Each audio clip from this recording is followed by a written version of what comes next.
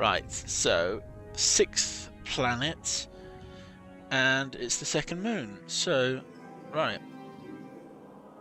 So, right, I'll do it with the mouse. Oh god, we got 1, 2, 3, 4, 5. So this one, which I'm on at the moment, that one, the 6th. So we've got the big green planet. So 1, 2, 3. Oh god, 4, 5, 6. Yeah, that looks right. I'm sorry for my inability to pilot. It's hard for me to do multiple things at once. So the second moon, this is this one.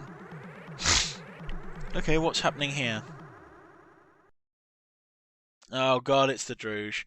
Right, so I'm going to save the game, and we'll find out what's going to happen. I'm going to converse with them.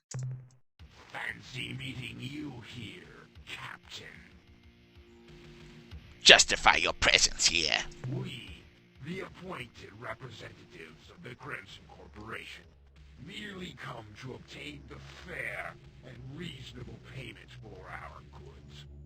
We traveled to this region of space years ago to sell the useless Ur-Quan device to the Utwig. We knew even then of the weapon on the surface below us. This was to be our price. But the Utwig used a clever ploy to cheat us. I had convinced the morose Utwig fools that the Ur-Quan was the answer to all of their pitiful dreams. Powers? The Proctor's wine. Will it give us the powers we crave? I assured them that, yes, the Ur-Quan would give them the second sight. The Ur-Quan would allow them to see into the past and the future. The Ur-Quan would slowly imbue each of them with unique secret powers of great significance.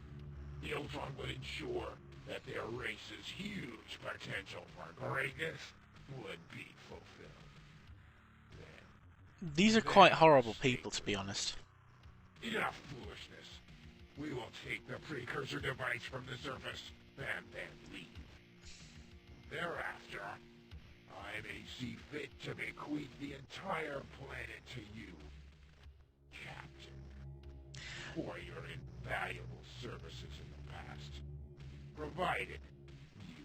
I hate these guys. They're not good people. Liar! It is we who are the genuine owners, not you, Captain. Those many years ago, when we offered the Ur-Quan to the Utwig, how they capered and laughed at their good fortune. Fools. Then they begged to hold the device, just for a moment. To close the deal, I permitted this. A grievous mistake. The moment the High Proctor touched the Ur-Quan, her body arched and her eyes rolled back in her head. She began to babble meaningless phrases and howl like a beast.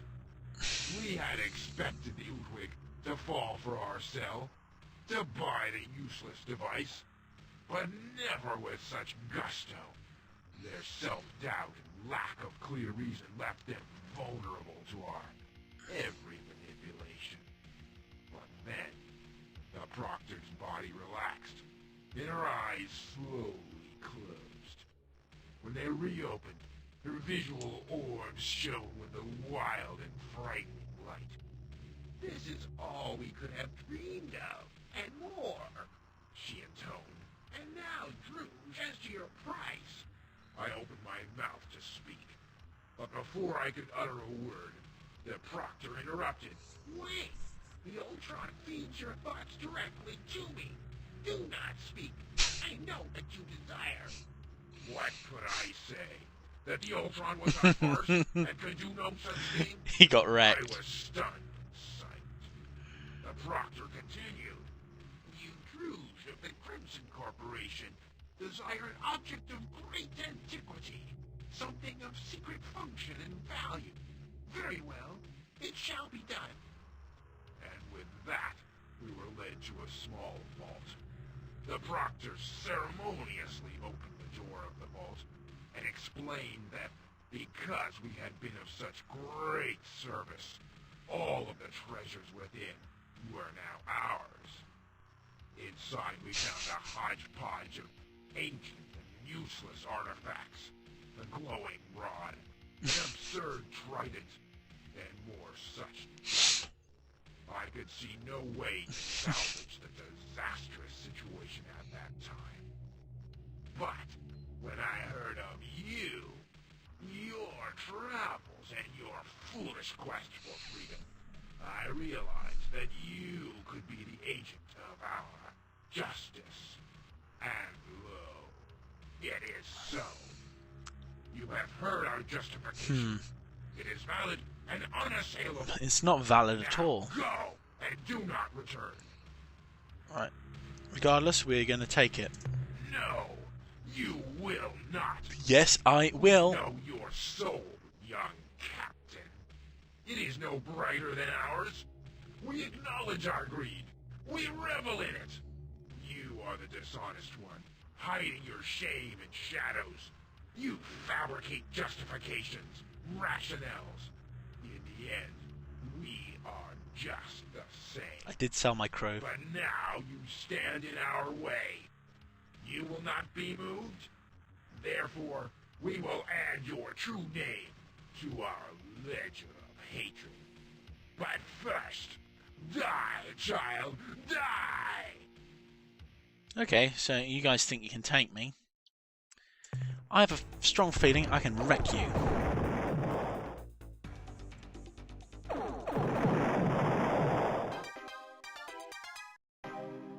Yeah, nice one. Oh, Christ!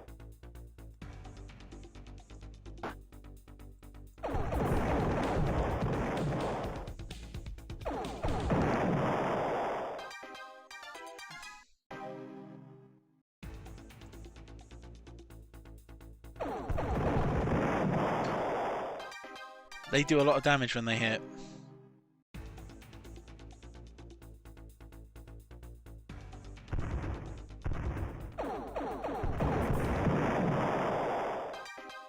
That wasn't too bad. Oh god, there's more of them.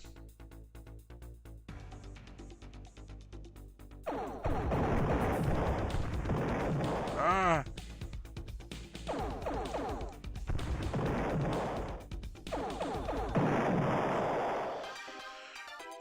Jeepers. It's a decent amount of RU, but this is not great. That means that they are now really, really smegged off with us. There we go.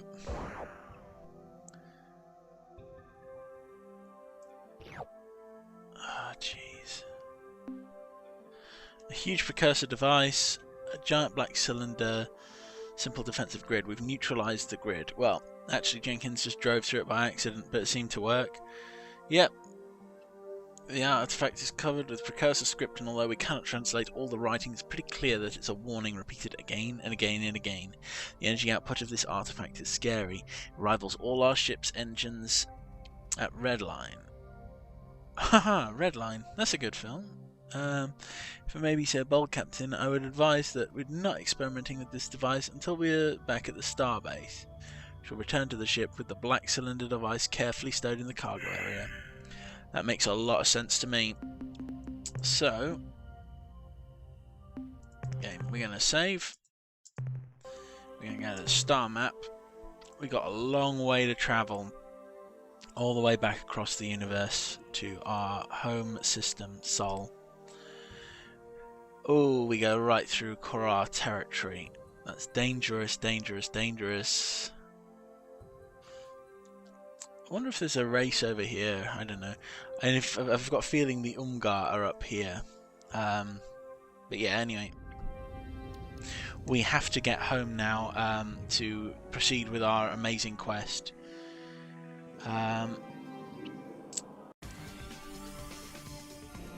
Right, so things have gone relatively well.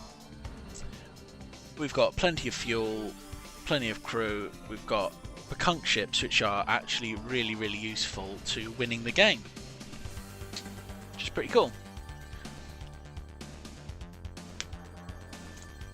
I've never actually been this close to winning without looking for any hints, which I think is really, really cool.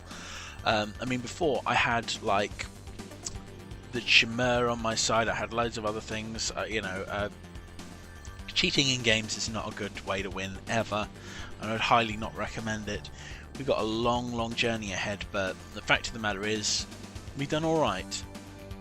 I mean, it does take a massive amount of time to get from A to B. I'm sorry about all of this, but it's better that you join me for the journey and than, for example, you just see all of the other bits.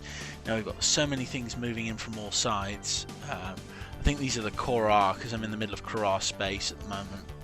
I think I don't want to make any mistakes about which way I'm going or what I'm doing, because if I get hit by them at any point, I'm going to lose a lot. I mean, there's so many of them just cropping up. Oh god, I just side dodged that one. So yeah, we've fixed the Ultron. That's all of that information done. I mean, all of this. Oh god, I'm not happy with this. This is not a good situation. So we're going to save. This is where it becomes troublesome. Anyway, wish me luck.